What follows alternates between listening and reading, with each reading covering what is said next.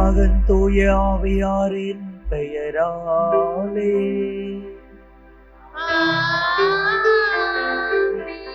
நம் ஆண்டவராகிய இயேசு கிறிஸ்துவின் அருளும் கடவுளின் அன்பும் தூய ஆவியாரின் நட்புறவும் உங்கள் அனைவரோடும் இருப்பதாக.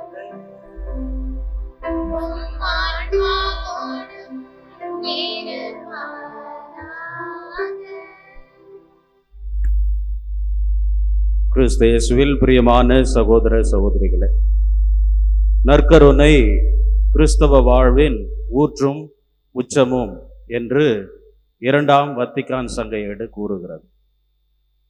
விண்ணகத்திலிருந்து இறங்கி வந்த வாழ்வு தரும் உணவு நானே, இதை எவராவது உண்டால் அவர் என்றுமே வாழ்வார் என்று சொல்லி ஆண்டவர் வாழ்வு பெறுவதற்காக இந்த நற்கருணை என்ற ஆன்மீக உணவை நமக்கு தந்து நம்மை எந்நாளும் அதில் பங்கு பெற்று அதன் மூலமாக வாழ்வு பெற அழைக்கின்றார்.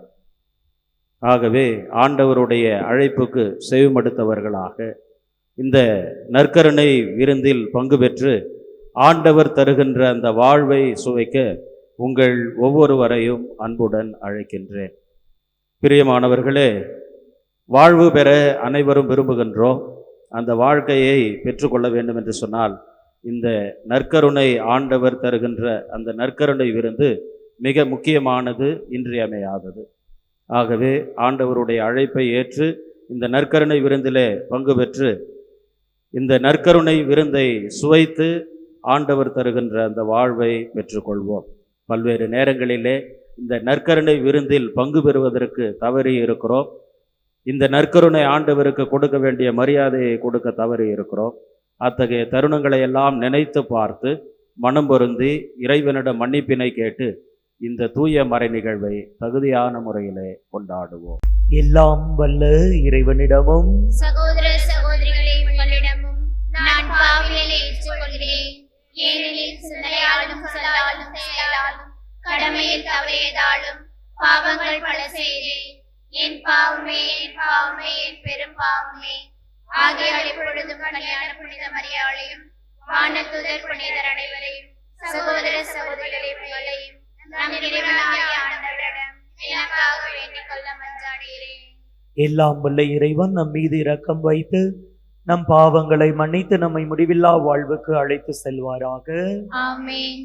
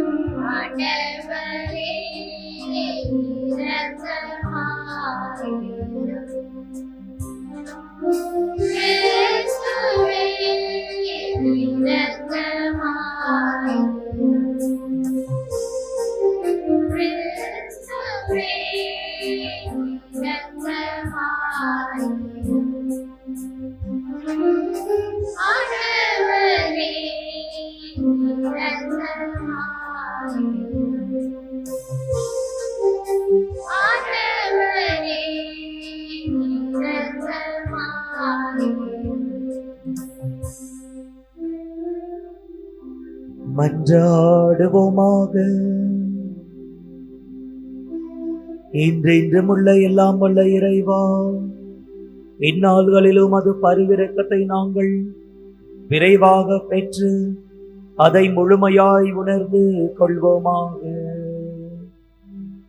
அதனால் பொய்மையின் இருளில் இருந்து நீர் எங்களை விடுவித்து உமது உண்மையின் படைப்பினைகளை நாங்கள் உறுதியாய் பற்றி கொள்ள செய்வீராக.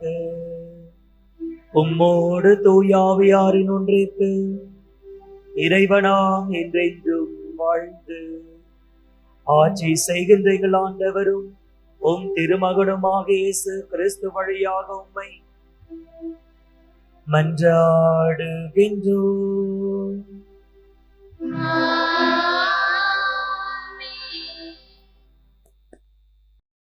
திருத்தூதர் பணிகள் நூலிலிருந்து வாசகம்.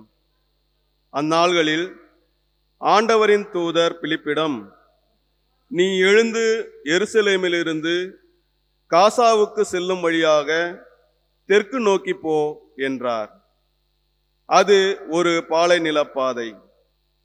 பிலிப்பு அவ்வாறே புறப்பட்டு போனார். அப்போது எத்தியோப்பிய அரச அலுவலர் ஒருவர் எருசலேம் சென்று கடவுளை வணங்கிவிட்டு திரும்பி சென்று கொண்டிருந்தார். அவர் ஓர் அலி, எத்தியோப்பிய அரசியான கந்தகையின் நிதியமைச்சர்.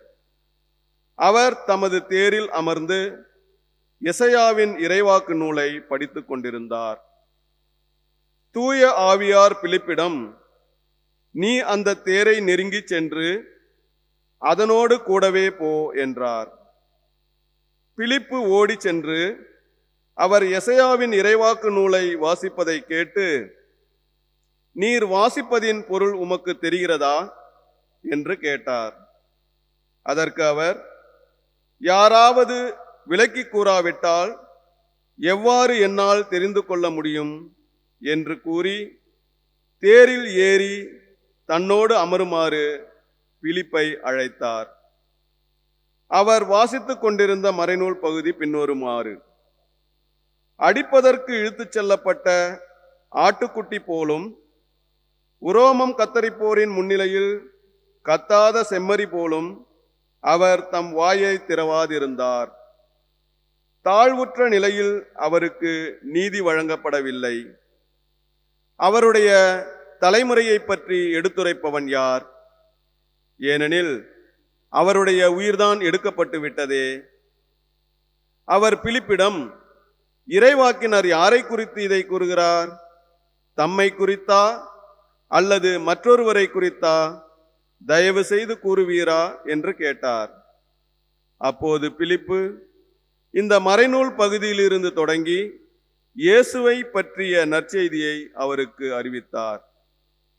அவர்கள் போய்கொண்டிருந்த போது வழியில் தண்ணீர் இருந்த ஓர் இடத்துக்கு வந்தார்கள். அப்போது அவர், இதோ தண்ணீர் உள்ளதே, நான் திருமுழுக்கு பெற ஏதாவது தடை உண்டா என்று கேட்டார். அதற்கு பிலிப்பு, நீர் முழு உள்ளத்தோடு நம்பினால் தடையில்லை என்றார். உடனே அவர், இயேசு கிறிஸ்து இறைமகன் என்று நம்புகிறேன் என்றார். உடனே அமைச்சர் தேரை நிறுத்த கூறினார். பிலிப்பு, அமைச்சர் ஆகிய இருவரும் தண்ணீருக்குள் இறங்கினர். பிலிப்பு அவருக்கு திருமுழுக்கு கொடுத்தார். அவர்கள் தண்ணீரிலிருந்து வெளியேறிய உடனேயே ஆண்டவரின் ஆவியார் பிலிப்புவை எடுத்துச் சென்று விட்டார். அமைச்சர் அதன்பின் அவரை காணவில்லை. அவர் மகிழ்ச்சியோடு தம் வழியே சென்றார். பின்பு பிலிப்பு ஆசோத்து என்னும் இடத்தில் காணப்பட்டார். செசரியா போய் சேரும் வரை அவர் சென்ற நகரங்களிலெல்லாம் நற்செய்தியை அறிவித்தார். ஆண்டவரின் அருள்வாக்கு. இறைவா உமக்கு நன்றி.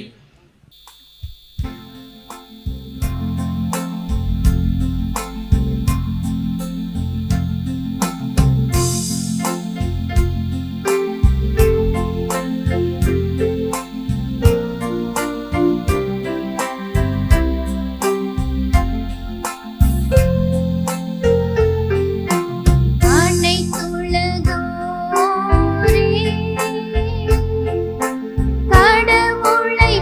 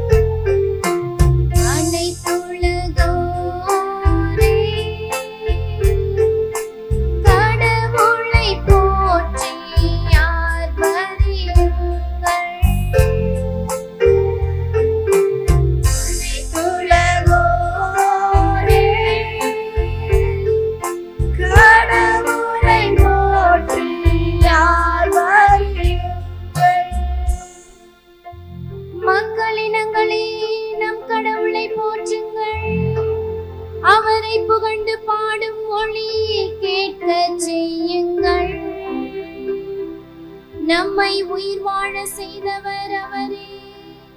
அவர் நம் கால்களை இடற விடவில்லை.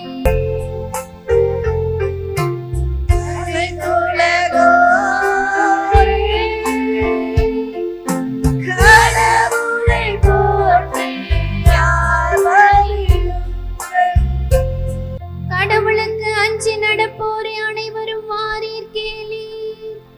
அவர் எனக்கு செய்ததனை எடுத்துரைப்பேன். அவரிடம் மஞ்சாட என் வாய் திறந்தது. அவரை ஏத்தி புகழ என்னா எழுந்தது.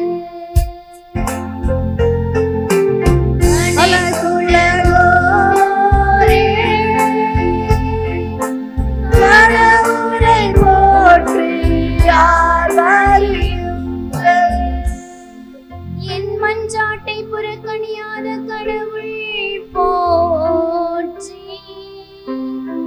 தம் பேரன்பை என்னிடமிருந்து நீங்காத இறைவன் போற்றி.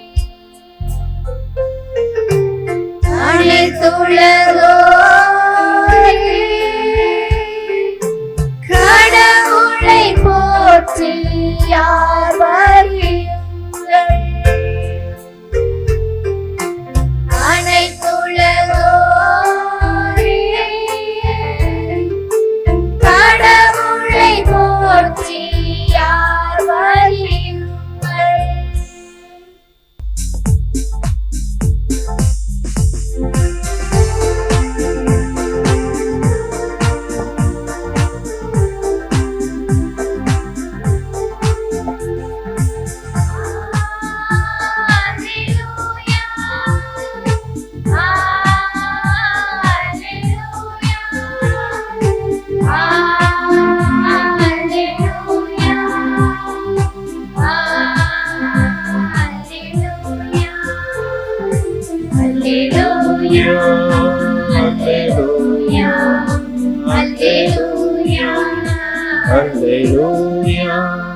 விண்ணகத்திலிருந்து இறங்கி வந்த வாழ்வு தரும் உணவு நானே.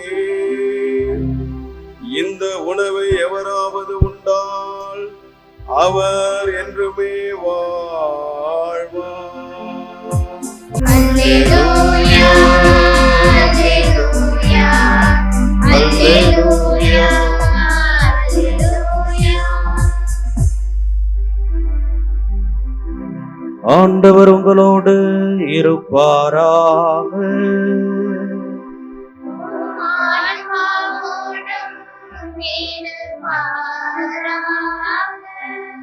புனித யோவான் எழுதிய தூய நற்செய்தியிலிருந்து வாசகம். ஆண்டவரே மாற்றி உமக்கே.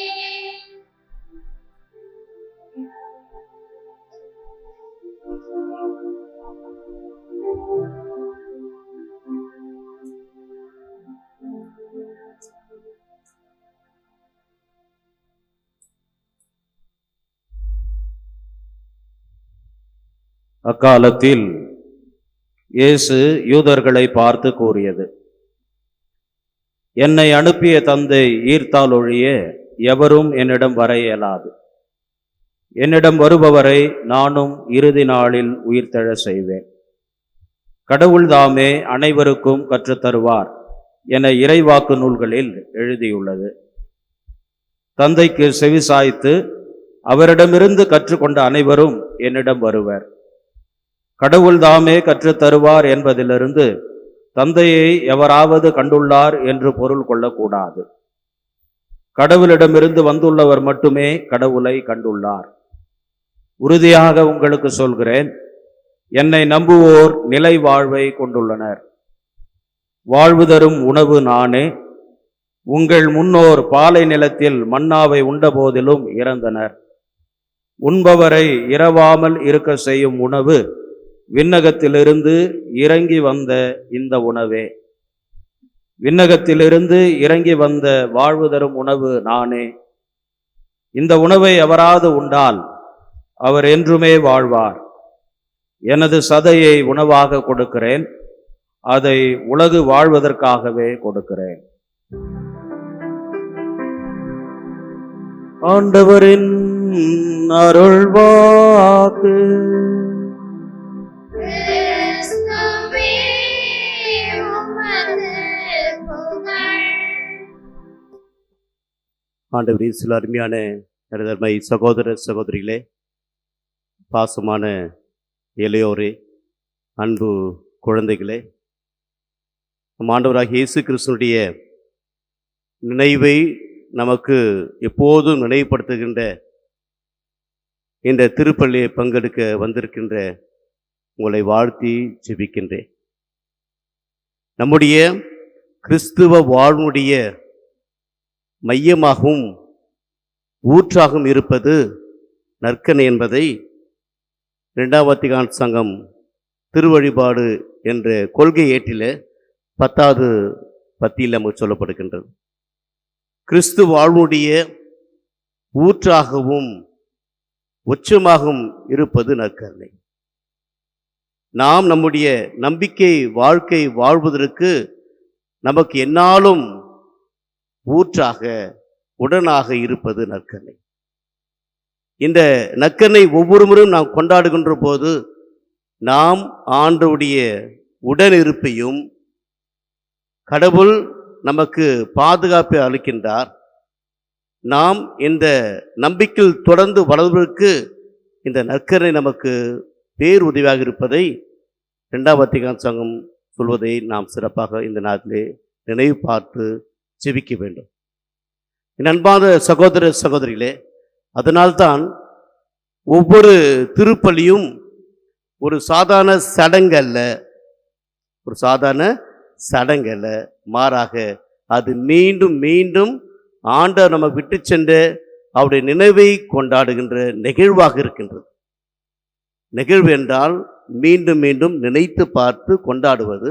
அந்த நிகழ்வே நம்முடைய வாழ்வாக மாறுவதுதான் நம்முடைய கிறிஸ்துவ நம்பிக்கையினுடைய அடையாளமாக இருப்பதை நாம் இந்த நாளிலே நினைத்து பார்க்க இன்றைய வாசம் நமக்கு உதவி செய்கின்றது.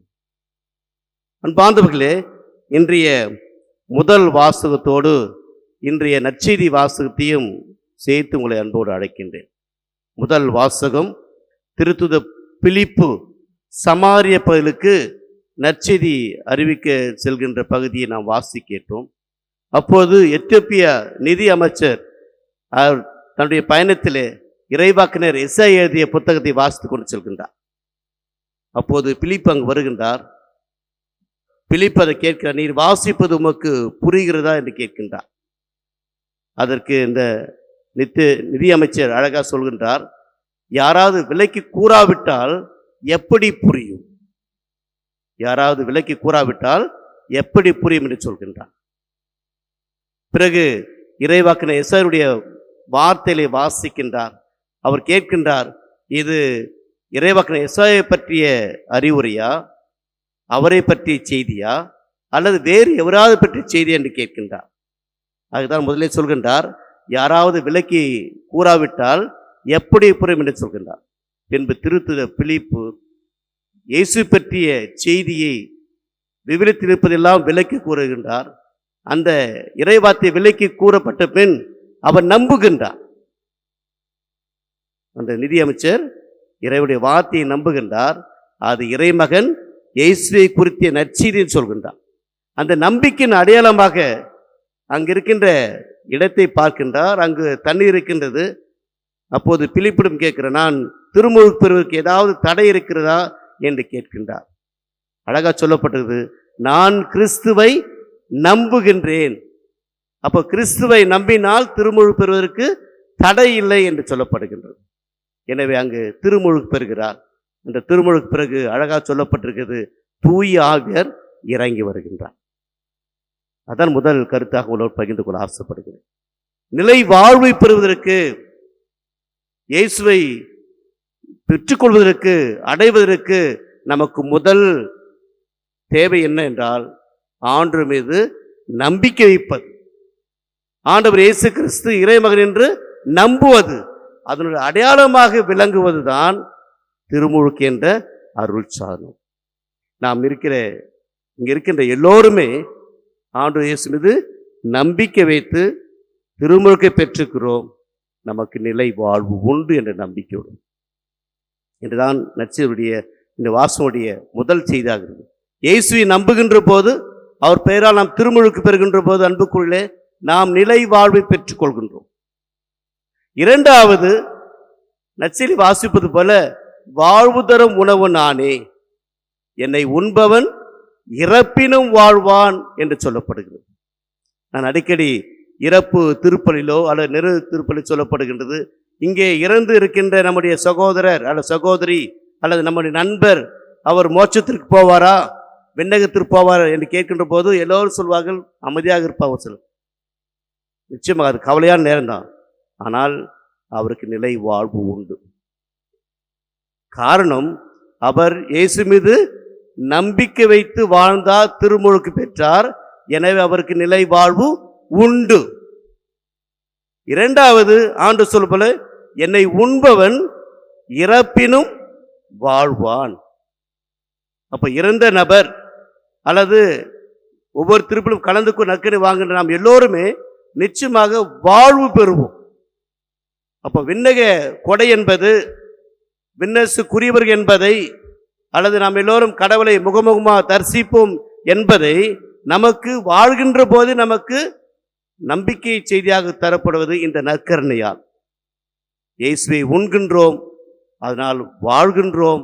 இந்த உலகத்தில் மட்டுமல்ல, மாறாக விண்ணரசிலும் வாழ்வோம் என்ற நம்பிக்கை தருகின்ற இந்த நற்கருணை கொண்டாடத்தான் இன்று நாம் கொண்டாடுகின்றோம். ஆக அன்புக்குள்ளே யோசித்து பார்ப்போம். நாம் ஒவ்வொரு முறையும் திருப்பலியில் கலந்து கொண்டு போது இப்படிப்பட்ட நம்பிக்கை நமக்கு இருக்கிறதா? என்ன நம்பிக்கை? நான் ஆண்டவரை உட்கொள்கின்றேன், நான் இப்பொழுது வாழ்கிறேன், இறப்பினும் வாழ்வேன் நம்பிக்கை நமக்கு இருந்தால், என் அன்பு சகோதர சகோதரிகளே, அன்பு குழந்தைகளே, நாம் உண்மையான கிறிஸ்துவர்களாக இருக்கிறோம் என்பதற்கு அடையாளம். இன்னொரு சிந்தனை இந்த நற்செய்தி தொடர்புடையது. முன்னோர் மன்னாவை உண்டார்கள், ஆனால் அவர்கள் இறந்து போயினார்கள். ஆனால் என்னை உண்பவன் இறப்பினும் வாழ்வான். பழைய ஏற்பாட்டில் விடுதலை பயணம் 16 அதிகாரத்தில் வாசிக்கின்றோம். ஆண்டவர் ஆகிய கடவுள் யாவே இறைவன் இஸ்ராயேல் மக்கள் பாலைவனத்திருந்த போது அவருக்கு எதிராக முணுமுணுக்கின்றார்கள். நாங்கள் எகிப்திலே இருந்திருந்தால் நன்றாக உணர்ந்து ஆண்டவராலே இறந்திருப்போம், ஆனால் இங்கே பாலைவனத்தை வதைக்கின்றே உணவில்லாம் என்று முறையிடுகின்ற போது ஆண்டவருடைய முறையை கேட்டு, அவருடைய குரலை கேட்டு அவருக்கு மோயிசின் வழியாக மன்னா பொழிகின்றார். அவர்கள் வாழ்வு பெறுகின்றார்கள். அந்த மன்னாவிற்கும் இந்த உணவுக்கும் வித்தியாசம் உண்டு. அந்த மன்னா என்பது அந்த பாலை நிலத்தில் அவர்கள் உயிர் வாழ்வதற்காக கொடுக்கப்பட்ட உணவு,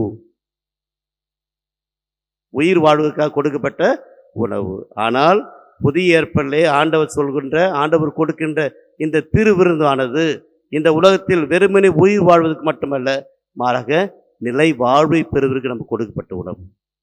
அன்புக்குள்ளே இந்த நம்பிக்கை புதிய ஏற்பாட்டில் இருப்பதை பார்க்கணும். தொடக்கால திரு அவையில் இப்படிப்பட்ட நம்பிக்கை இழந்த மக்களாக ஆண்டுடைய திருப்பலியை நிறைவேற்றுகின்ற போது, ஆண்டு நினைவை கொண்டாடுகின்ற போது, தொடக்கால கிறிஸ்துவர் தங்களுடைய நம்பிக்கையை செயலற்ற நம்பிக்கையாக, செத்த நம்பிக்கையாக வாழ்ந்தார் என்பதை திருத்துத பவுல் கொரிந்தியர் முதல் திருமுகத்திலே 11 அதிகாரத்திலே அழகாக சொல்கின்றார்.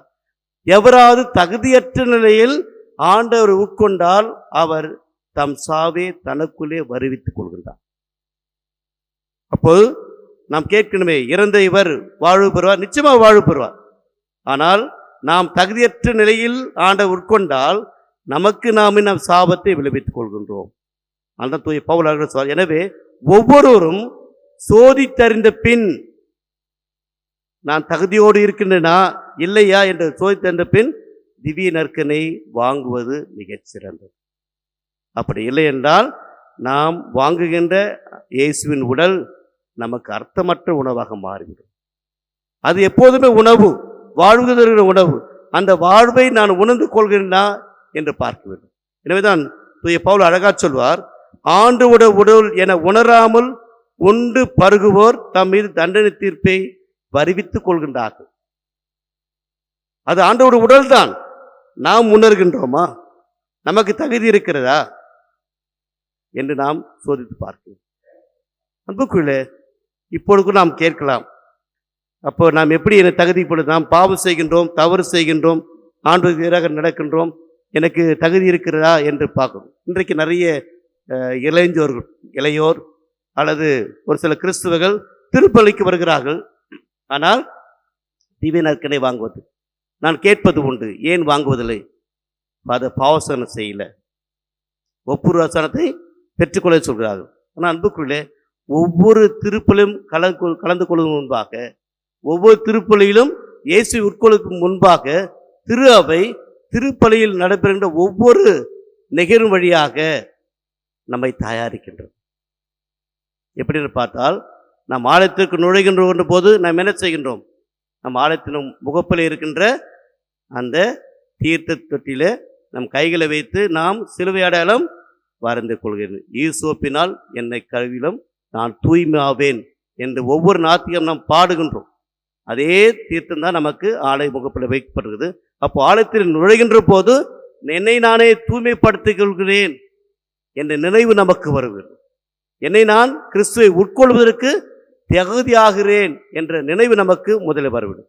அதற்கு பிறகு திருப்பலி தொடர்ந்த பிறகு எல்லாமல் விடும் சகோதர சகலும் நான் பாவி என்று ஏற்றுக்கொள்கிறேன். பாருங்கள், இது சாதாரண சபமாக நாம் அர்த்தம் புரியாமல் சொல்கின்றோம்.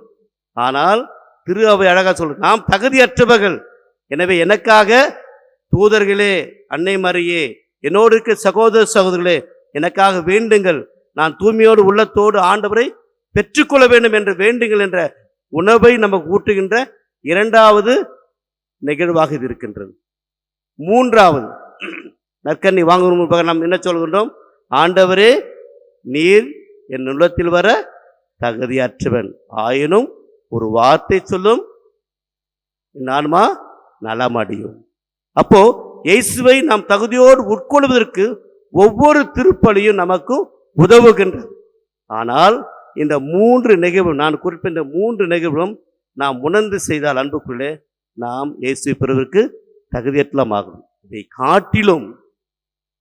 காட்டிலும் நாம் அடிக்கடி ஒப்புரவாசனத்தை செய்து நாம் நம்மையே தூய்மைப்படுத்திக் கொள்ள வேண்டும். அதுதான் முக்கியமானது. தகுதியற்ற முறையில் ஆண்டவரை நாம் உட்கொள்ளும். பவுல் அழகா சொல்வார், பலர் தகுதியற்ற நிலையில் உங்களில் பல வலுவற்றவராகவும் உடனற்றவரும் இருக்கின்றார்கள், மற்றும் பல இறந்துவிடுங்கள். ஆனால் தம்மை தாமே சோதித்தறியாமல் நாம் தீர்ப்புக்கு ஆளாக மாட்டோம். எனவே அன்புக்குள்ளே நாம் வலுவற்றா இருப்பதற்கு, தகுதியற்றா இருப்பதற்கு காரணம் நாம் தகுதியின்மையை உணராத நிலை என்பதை உணர்த்துக் கொள்வது. இன்னும் அன்புக்குள்ளே நாளை கடவுளுக்கு நாம் நன்றி செலுத்துவோம். இறைவன் நமக்கு நிலை வாழ்வை வழங்குகின்றார். அது ஒவ்வொரு நாள் நற்கருணை வழங்குகின்றார். நாம் எவ்வளோ கொடுத்து வைத்தோம். இந்த சாதாரண அப்பமும் ரசமும் நமக்கு உணவாக மாறி நாம் கிறிஸ்துவாக வாழ்வதற்கு மட்டுமல்ல, மாறாக நிலை வாழ்வை பெறுவதற்கு நமக்கு உதவியாக இருக்கிறது. அன்புக்குள்ளே திருப்பலி என்பது நமக்கு இரண்டு பகுதிகளை கொண்டது. ஒன்று இறைவாக்கு பகுதி. எப்படி முதல் வாசகத்தில் அந்த எத்தியோப்பியா நிதியமைச்சர் போல யாராவது விலைக்கு கூறாவிட்டால் எப்படி புரியும் என்பதற்காகத்தான் திருப்பலிய முதல் பகுதி நாம் இறைவாக்கு பகுதியை வைத்திருக்கின்றோம். முதல் வாசகம் வாசிக்கிறோம், அழகாக முதலை பாடினீர்கள், பிறகு மறைவுரை கேட்கின்றோம். இது நம்மை தயார் செய்வதற்கு, நிலை வாழ்வு பெற்றுக்கொள்வதற்கு இறைவன் நமக்கு என்ன செய்தி சொல்கிறார் என்பதற்காக. அதே போல இரண்டாவது பகுதி அந்த சாதாரண அப்பமும் ரசமும் இயேசு உடலாகும் ரத்தமும் மாறி நமக்கு மீண்டும் நிலை வாழ்வு தருவதற்காக நமக்கு கொடுக்கப்படும். எனவே ஒவ்வொரு திருப்பலியும் ஆண்டு இயேசுடைய நினைவை கொண்டாடுகின்ற நிகழ்வாக, சடங்கு அல்ல என்பதை உணர்ந்து கொள்ள வேண்டும். எனவே இனி வருகின்ற காலத்தில் நாம் இந்த நற்கருணை கொண்டாடுகின்ற போது, திருவிருந்தை கொண்டாடுகின்ற போது, இயேசுடைய நினைவை கொண்டாடுகின்ற போது நாம் நினைவு கொள்வோம், நான் தகுதியோடு ஆண்டவருடைய திருவிருந்தில் பங்கெடுப்பேன். அதற்கு வேண்டிய எல்லா வழிகளையும் நமக்கு திரு அவை சடங்குகள் வழியாக, சிறு சிறு நிகழ்வு வழியாக நம்மை தயார்படுத்துகிறது. எனவே துணிவோடு நாம் ஆண்டவரை உட்கொள்வோம். ஆண்டவர் சொல்வது போல, என்னை உண்பவன் இறப்பினும் வாழ்வன், நம்பிக்கையோடு வாழ வேண்டும். அதோடு தொடர்பு அன்புக்குள்ளே நாம் இணைந்து வாழ வேண்டும். நக்கன் என்பது இணைந்து வாழ்வு. நான் மட்டும் வாழ்வு பெறுவதில்லை, என்னோடு இருப்பவர்களும், குறிப்பாக என் குடும்பத்தில் இருப்பவர்கள், என் கணவனோ மனைவியோ பிள்ளைகளோ எல்லோரும் வாழ்வு பெற வேண்டும் என்பது நம்முடைய உண்மையான நோக்கமாக தாகமாக இருக்கும் என்பதை இந்த நாளை உணர்வோம். தொடர்ந்து திருப்பலியை பங்கெடுப்போம். நிலை வாழ்வு தருகின்ற இந்த உணவு நமக்கும் நம் குடும்பத்திற்கும் நம் கிறிஸ்துவ சமூகத்திற்கும் நல்ல ஒரு உணவாக மாறி நிலை வாழ்வு பெற்ற மக்களாக வாழ வரவேண்டி இத்திருப்பலியை மன்றாடுவோம். ஆமென்.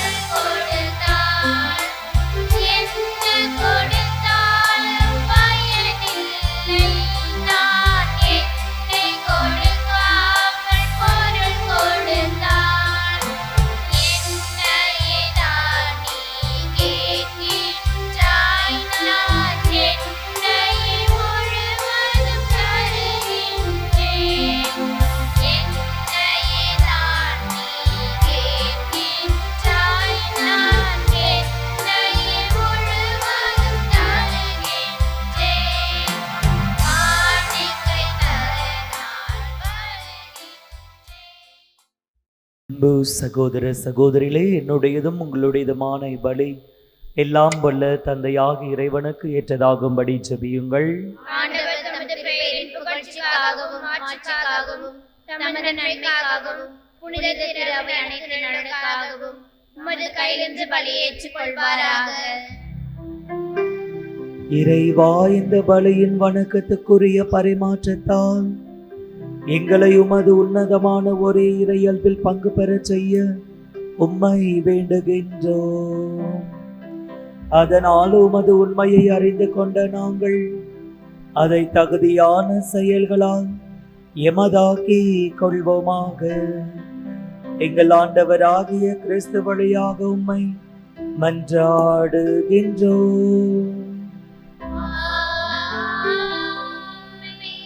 ஆண்டவர் உங்களோடு இருப்பாராக.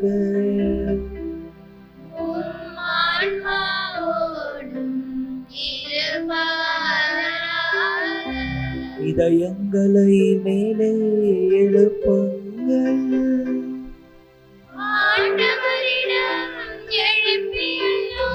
நம் இறைவனாகிய ஆண்டவருக்கு நன்றி கூறுவோம்.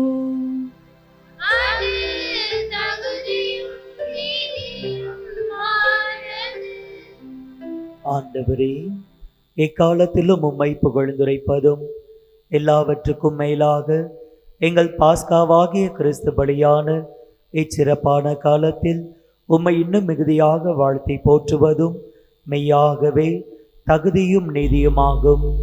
எங்கள் கடமையும் மீட்புக்குரிய செயலுமாகும். கிறிஸ்து வழியாகவே ஒளியின் மக்கள் நிலைவாழ்வில் நுழைகின்றனர். விண்ணரசின் கதவுகள் நம்பிக்கையாளருக்கு திறந்துவிடப்படுகின்றன. ஏனெனில் சாவுக்குரிய எங்கள் வாழ்வும் அவரது சாவால் மீட்படைந்து அவரது உயிர்ப்பிலே அனைவரது வாழ்வும் உயிர்த்தெழலாயிற்று. ஆகவே பாஸ்கா மகிழ்ச்சி பொங்க அனைத்துலகின் மாந்தர் அனைவரும் மக்களிக்கின்றனர்.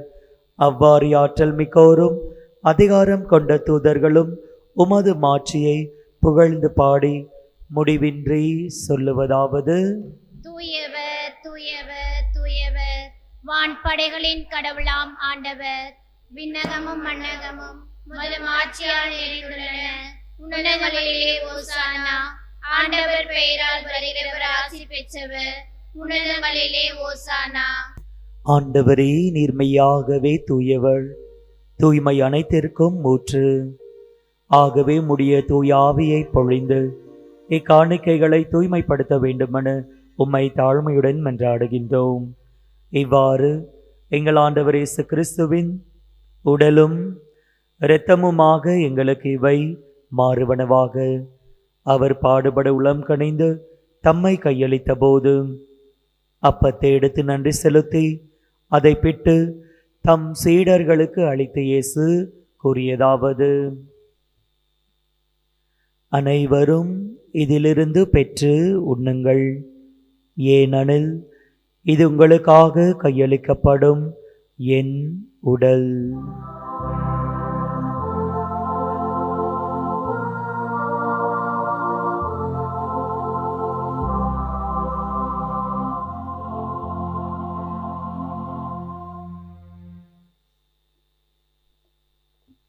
அவ்வண்ணமே இரவு விருந்தை அருந்திய பின் கிண்ணத்தையும் எடுத்து மீண்டும் உமக்கு நன்றி கூறி தம் சீடர்களுக்கு அளித்த இயேசு கூறியதாவது: அனைவரும் இதிலிருந்து பெற்று பருகுங்கள், ஏனெனில் இது புதிய நிலையான உடன்படிக்கைக்குரிய என் இரத்தத்தின் கிண்ணம். இது பாவ மன்னிப்புக்கென்று உங்களுக்காகவும் பலருக்காகவும் சிந்தப்படும். இதை என் நினைவாக செய்யுங்கள்.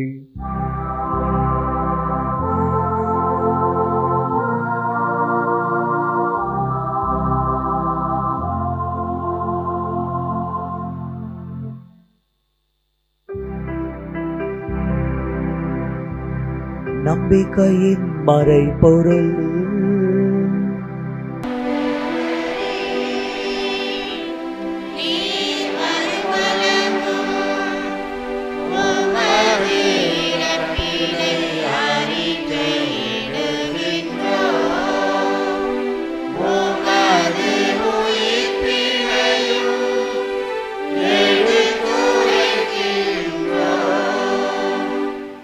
ஆகவே ஆண்டவரே, நாங்கள் கிறிஸ்துவின் இறப்பினையும் உயிர்ப்பினையும் நினைவு கூர்ந்து வாழ்வு தரும் அப்பத்தையும் மீட்பளிக்கும் கிண்ணத்தையும் உமக்கு ஒப்புக் கொடுக்கின்றோம்.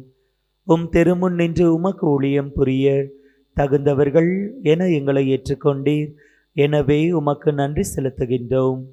மேலும் கிறிஸ்துவின் உடலிலும் இரத்தத்திலும் பங்கு கொள்ளும் எங்களை தூய ஆவியார் ஒன்று சேர்க்க வேண்டுமென உம்மை தாழ்மையுடன் மன்றாடுகின்றோம். ஆண்டவரே, உலகெங்கு பரவியிருக்கும் முது திரு அவையை நினைவு கூர்ந்தருளும். எங்கள் திருத்தந்தை லியோ, எங்கள் ஆயர் அம்ப்ரோஸ், எல்லா திருநிலையினர் ஆகிய அனைவரோடும் முது திரு அவை அன்பில் நிறைவு பெற செய்தருளும்.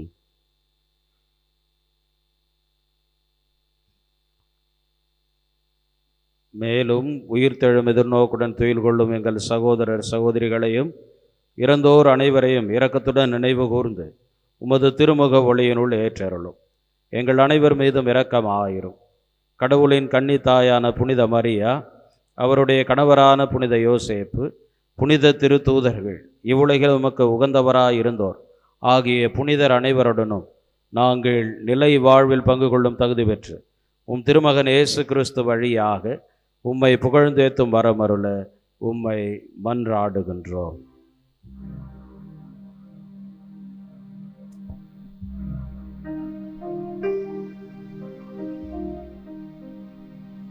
இவர் வழியாக இவரோடு இவரில் எல்லாம் வல்ல இறைவனாகிய தந்தையே,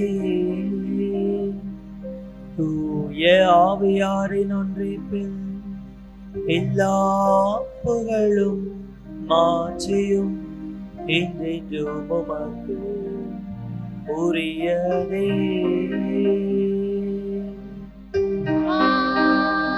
ஆமென், ஆமென், ஆமென். மீட்பரின் கட்டளையால் கற்பிக்கப்பட்டு இறை படிப்படியால் பயிற்சி பெற்ற துணிந்து நாம் பாடுவோம்.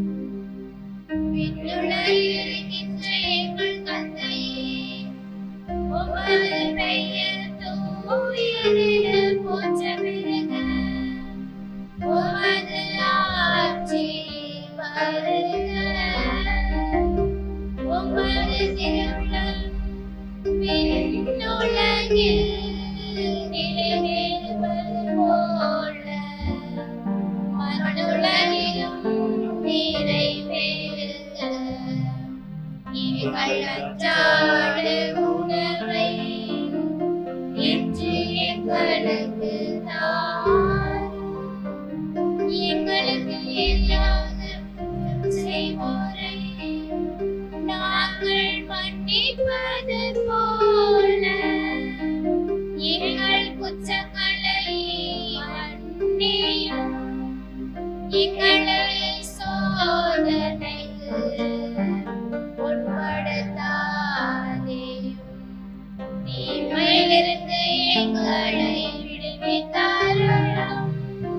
ஆண்டவரே, தீமை அனைத்திலுமிருந்து எங்களை விடுவித்து எங்கள் வாழ்நாளில் அமைதியை கனிவுடன் அருளும்மை மன்றாடுகின்றோம். உமது இரக்கத்தின் உதவியால் நாங்கள் பாவத்திலிருந்து எப்போதும் விடுதலை பெற்று யாதொரு கலக்கமும் இன்றி நலமாயிருப்போமாக. நாங்கள் இதை நோக்கியிருக்கும் பேரின்பத்திற்காகவும் இம்மீட்பராக இயேசு கிறிஸ்துவின் வருகைக்காகவும் காத்திருக்கின்றோம். ஆட்சியும் வல்லமையும் மாட்சியும் என்றென்றும் உமதே. ஆண்டவரே இயேசு கிறிஸ்துவே, அமைதியை உங்களுக்கு விட்டு செல்கிறேன், என் அமைதியை உங்களுக்கு அளிக்கின்றேன் என்று உம் திரு தூதர்களுக்கு மொழிந்தீரே. எங்கள் பாவங்களை பாராமல் உமது திராவையின் நம்பிக்கையை கண்ணோக்கி உமது திருவுளத்திற்கேற்ப அதற்கு அமைதியும் ஒற்றுமையும் அளித்தருள்வீராக. என்றென்றும் வாழ்ந்து ஆட்சி செய்கின்றவர் நீரே.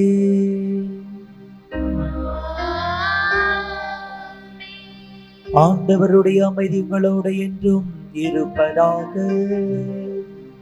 உம் ஆன்மாவோடும் இருப்பதாக. ஒருவருக்கொருவர் அமைதியை அறிவித்து மகிழ்வோம்.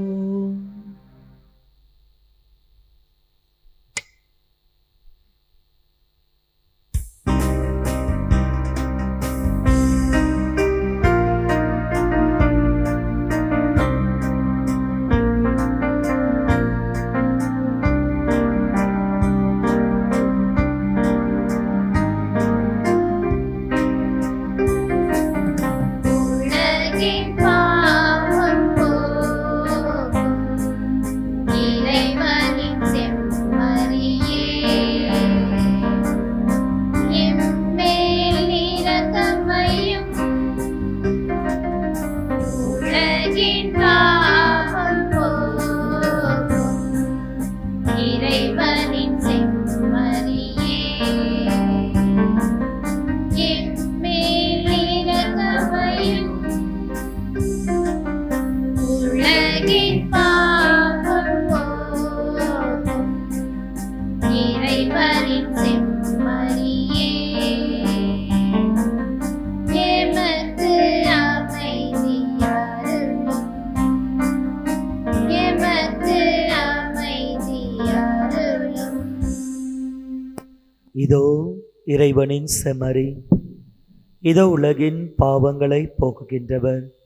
நம்மளுடைய வாழ்வின் விசுவாசத்தின் உச்சமாகவும் மையமாகவும் இருப்பவர் இவரே. செம்மறியின் திருவிருந்து அழைக்கப்பட்ட நாம் பேறு பெற்றோம். ஆண்டவரே, நீர் என் இல்லத்தில் எழுந்தருளி வர நான் தகுதியற்றவள். ஆனால் ஒரு வார்த்தை மட்டும் சொல்லியருளும், எனது ஆன்மா நலமடையும்.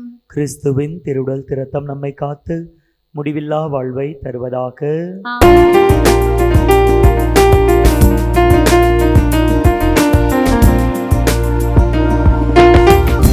மனம் கரைய கண்களும் பனிக்க கைகளை குவித்தே நிறைவா என் மனம் வருவாய் இறைவா.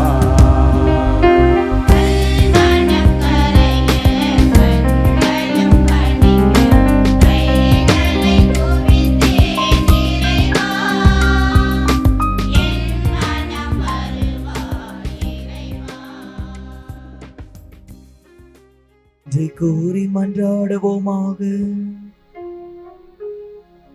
ஆண்டவரே, விண்ணக மறை நிகழ்வுகளால் நீர் நிறைவு செய்தவும் மக்களுடன் கனிவாய் தங்கியிருக்க உம்மை வேண்டுகின்றோம். பழைய நிலையிலிருந்து வாழ்வின் புதிய நிலைக்கு நாங்கள் கடந்து செல்ல செய்தருள்வீராக. எங்கள் ஆண்டவராகிய கிறிஸ்து வழியாக உம்மை மன்றாடுகின்றோம்.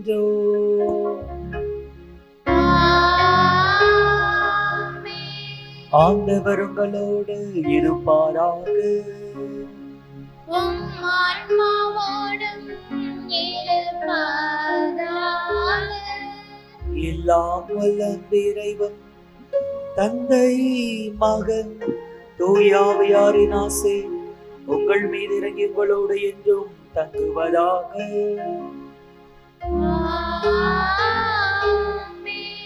உயிர்த்த ஆண்டவரின் மக்களாய் வாழ சென்று வாருங்கள், திருப்பலி நிறைவேறிற்று.